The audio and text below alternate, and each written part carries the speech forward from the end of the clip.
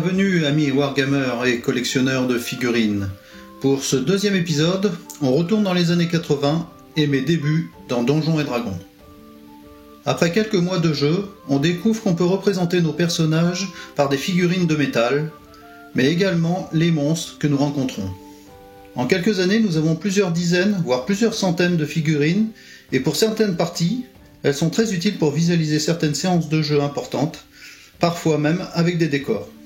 Forcément, nous sommes tombés dans la collectionnite aiguë, et l'envie de toutes les jouer en même temps nous force à créer nos propres règles de wargame sur la base de Donjons et Dragons que nous connaissons très bien. Chaque personnage et monstre sont représentés individuellement, et chaque joueur doit créer son armée de 500 dés de vie répartis en 5 groupes de 60 à 140 dés de vie. À chaque tour, une initiative est tirée pour voir qui joue en premier.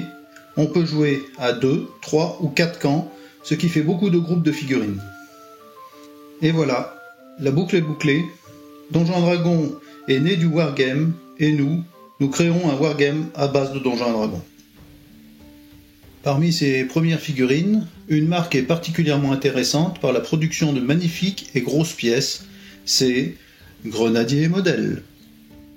Né en 1975 aux États-Unis, fondée par Andrew Chernak et Ray Rubin, elle a produit des figurines en plomb pour les wargames et jeux de rôle de 75 à 96. Au début, Grenadier produit des soldats de l'Antiquité, de la guerre civile américaine, du Far West, puis s'est orienté vers des figurines fantastiques et de science-fiction. Entre 1980 et 82, des figurines attirent l'attention de TSR, qui produit les jeux de rôle Gamma World et Donjons et Dragons. En 1984, Grenadier Model UK est créé pour lancer des produits sur le marché européen. Donc parmi mes premières figurines, on les trouve effectivement en France qu'à partir du milieu des années 80. Donc celles-ci sont estampillées 84, c'est une première figurine, créatures et de monstres.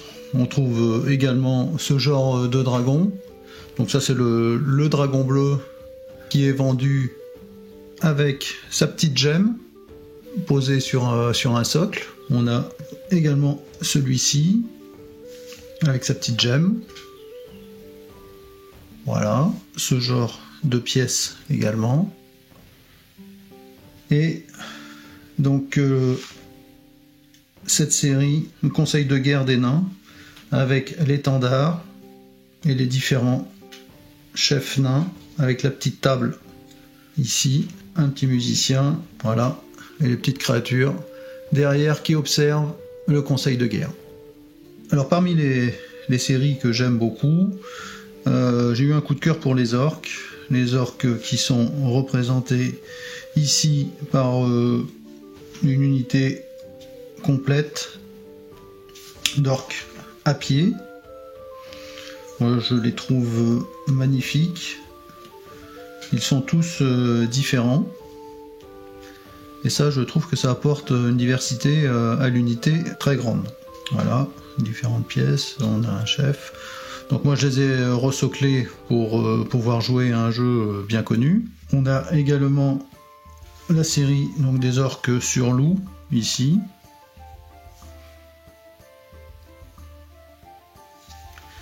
Et le général sur son char, tiré par 4 loups.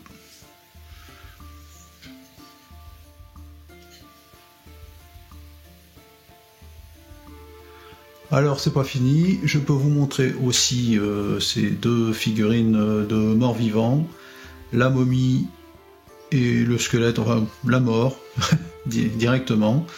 Voilà, aussi, je trouve ça très sympa et bien sculpté. Et nous avons bien évidemment la série des dragons, une grande et grosse série phare de la marque Grenadier. Il y a eu énormément de dragons. On a par exemple celui-ci qui a une position un peu statique, mais qui est le dragon de platine. Le dragon d'argent, voilà, qui est vendu aussi avec sa figurine associée. Le dragon vert,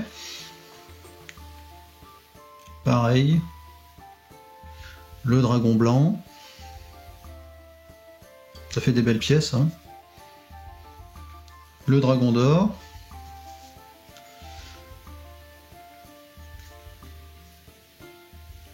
Un petit peu oriental. Il y en a eu aussi ce genre de pièces là. Et dans les dragons, on va monter un petit peu en gamme et en taille avec celui-ci.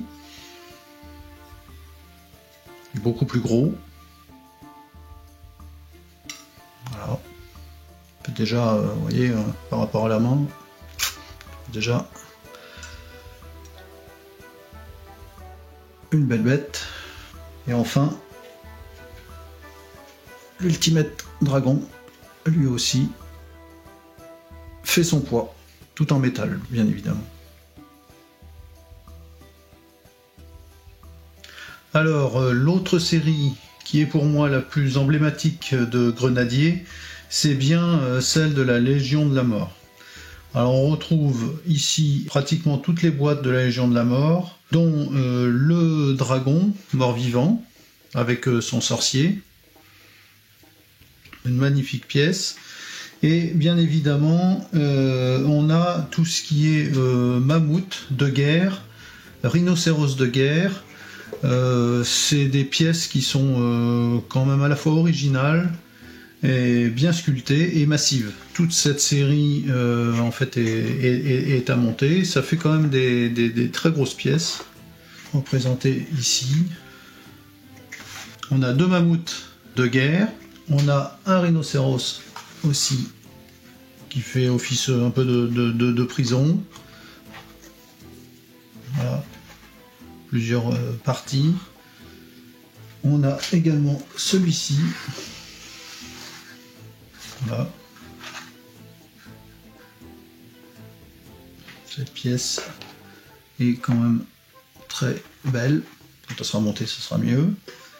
Et on a aussi le chariot de guerre. Voilà, avec le cavalier. Donc cette série est vraiment exceptionnelle, créée entre 84 et 86. Et voilà enfin la dernière série dont je voulais vous parler, c'est la série des figurines Star Wars, sortie en 1988 pour le jeu de rôle édité par West End Games, basé sur les 3 premiers films de la série. Donc on peut voir toutes les boîtes en fait qui sont sorties. Il manque en fait les véhicules. Donc on retrouve les forces impériales, les Stormtroopers, les rebelles, les personnages de la Cantina, ici de Luke et des 2R2 et Z6PO, Chewbacca et Obi-Wan Kenobi. Donc le Rancor à monter, grosse pièce également. Et j'avais monté le pilote en fait de chasseur LX monté ici. Et enfin pour terminer, ce petit diorama de Motojet qui rappelle la bataille sur Endor. Voilà, cette vidéo est maintenant terminée. J'espère qu'elle vous aura plu et vous aura fait découvrir ou redécouvrir pas mal de figurines de cette époque. Merci de soutenir la chaîne et à bientôt.